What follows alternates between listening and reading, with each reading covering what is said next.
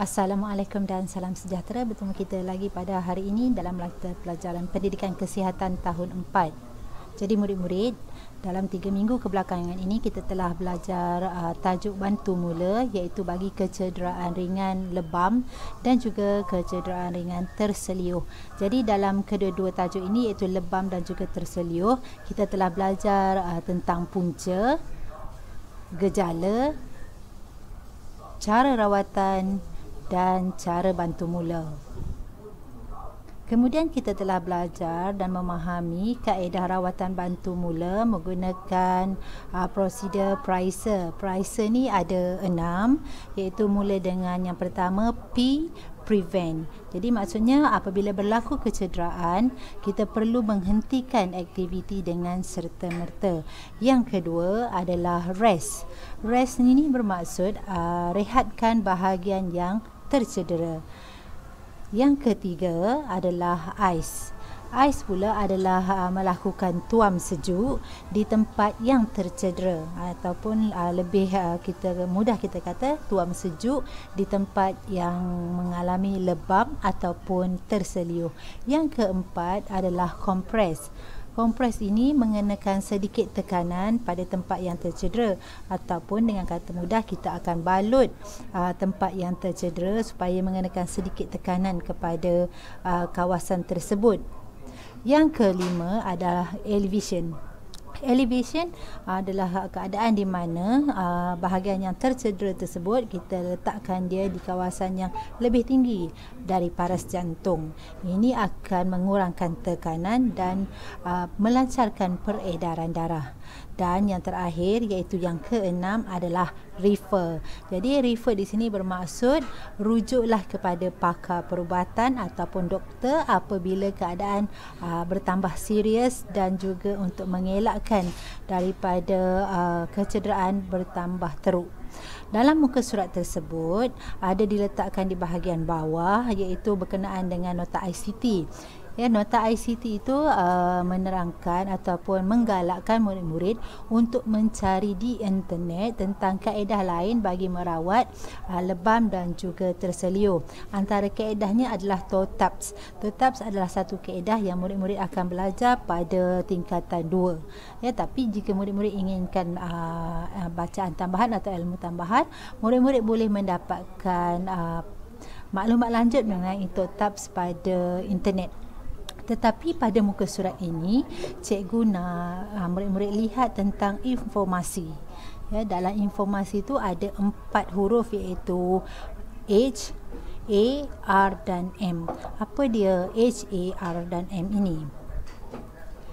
H, A, R dan M ini adalah perkara-perkara yang perlu dielakkan dalam tempoh rawatan untuk kecederaan lebam dan juga terseliuh. Jadi yang pertama adalah H. H singkatan bagi heat. Dalam keadaan atau dalam tempoh rawatan kecederaan lebam atau terseliuh, elakkan penggunaan lotion panas atau pek panas. Ini kerana ianya akan meningkatkan pengaliran darah dan memburukkan lagi keadaan kecederaan itu. Jadi bila keadaan bertambah buruk, maka proses penyembuhan akan menjadi lambat. Huruf yang kedua adalah alkohol. Jadi alkohol juga perlu dielakkan bagi mengurangkan peningkatan pengaliran darah, yang mana boleh memburukkan lagi kecederaan. Huruf yang ketiga adalah R, iaitu run.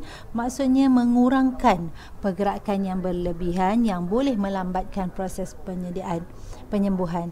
Dan huruf yang keempat adalah massage, iaitu M. Jadi elakkan memberi tekanan dan urutan yang berlebihan, kerana perkara ini semua H, A, R dan M boleh melambatkan proses penyembuhan.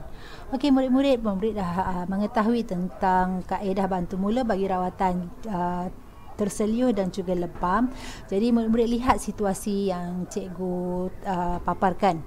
Situasi ini murid-murid boleh lihat dalam buku teks lah.